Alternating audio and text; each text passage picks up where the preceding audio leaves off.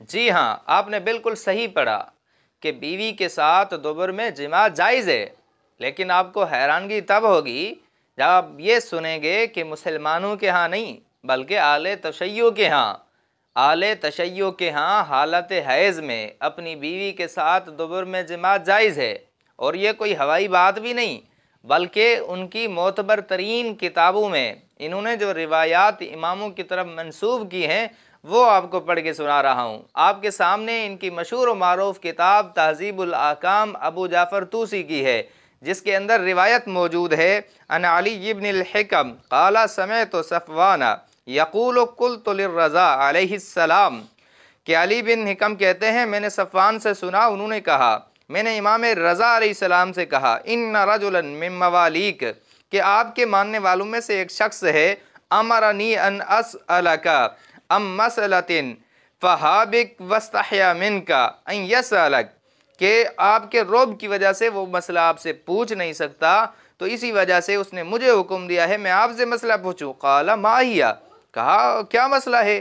قال قلت الرجل یاتی امرأتہ فی دبرہا، کہ ایک شخص اپنی بیوی کے ساتھ دبر میں ہم بستری کرتا ہے، اس کے بارے میں آپ کیا فرماتے ہیں، آپ کا کیا فتویٰ ہے؟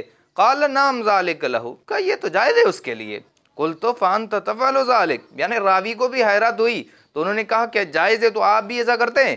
قال لا انا لا نفعل ذالک، ہم تو اس طرح نہیں کرتے، یعنی جائز ہے لیکن ہم اس طرح نہیں کرتے۔ اور اسی طرح آپ کے سامنے دوسری کتاب ہے مفتاح الکرامہ، جو ان کے محمد جواد الحسینی العاملی کی ہے، جس کے اندر بھی یہی بات ہے کہ جب بیوی کو حیض آ جائے تو کیا کرنا چاہیے، تو انہوں نے کہا ہے مسلمانوں کے ہاں اس کے ساتھ مباشرت تو جائز نہیں، باقی جو ہے اسے نفع ناف سے لے کر گھٹنے تک نہیں لیا جا سکتا، باقی نفع لینا جائز ہے۔ لیکن اپنا مذہب آگے لکھتے ہیں وَأَمَّا بَيْنَ السُّرَّةِ إِلَى الرَّكَبَةِ غَيْرَ الْفَرْجِ فَجَائِزٌ، باقی رہا کہتے ہیں کہ ناف اور گھٹنے کے علاوہ جو فرج ہے اس کو چھوڑ کے باقی سب جائز ہے۔ حتی الدبر، یہاں تک کہ دبر میں جماع بھی جائز ہے اجماعاً، کہتے ہیں یہ شیعہ مذہب کا اس پہ اجماع ہے، کما فی ظاہر المجمع، جیسے کہتے ہیں مجمع البیان سے واضح ہے، وَهُوَ الْمَنْقُولُ عَنْ ظَاہِرٍ، کہتے ہیں یہی واضح طور پر منقول ہے تبیان سے، یعنی تفسیر کی جو ان کی تبیان کی کتاب ہے، وَبِهِ صَرَّحَ فِي السَّرَائِرِ، کہتے ہیں کہ سرائر نامی کتاب کے اندر بھی یہی وضاحت موجود ہے۔ اسی طرح آپ کے سامنے کتاب صحیح الکافی، جو ان کی اصول کافی کی صحیح روایات کو جمع کیا گیا ہے، اسی کے اندر یہی روایت صفوان والی منقول ہے۔ قلت للرضا، میں نے رضا سے کہا ان رجلا من موالیک، کہ آپ کے لوگوں میں سے، آپ کے ماننے والوں میں سے ایک شخص نے امرنی ان اسألک، مجھے حکم دیا ہے کہ میں آپ سے مسئلہ پوچھوں، ہابکا واستحیا منکا ان یسألک، کہ آپ کے روب کی وجہ سے آپ سے حیا کرتا ہے کہ وہ مسئلہ آپ سے پوچھے، وہ بھی سمجھتا تھا کہ مسئلہ گڑبڑ والا ہے۔ قال وما ہی، کہ وہ کون سا مسئلہ ہے؟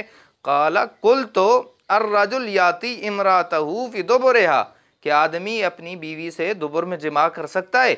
قال ذالک لہ، کہ یہ تو اس کے لیے جائز ہے۔ قال قلت لہ فانت تفعل، تم اس نے اسے کہا، میں نے کہا انت تفعل، یعنی آپ بھی ایسا کرتے ہو؟ قال انا لا نفعل ذالک، ہم ایسے نہیں کرتے۔ کتنی حیرت کی بات ہے کہ راوی بھی کہہ رہا ہے کہ بات گڑبڑ والی ہے، وہ نہیں پوچھ سکتا، میں پوچھ رہا ہوں۔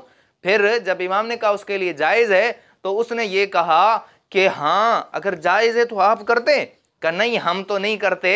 اب اسی روایت سے اندازہ لگائیں کہ ان کا مذہب کتنا سچا ہے۔ اس گندے مذہب کو جو قرآن و سنت کے خلاف ہو، اہل بیت اعظام کی طرف کیسے منسوب کیا جا سکتا ہے؟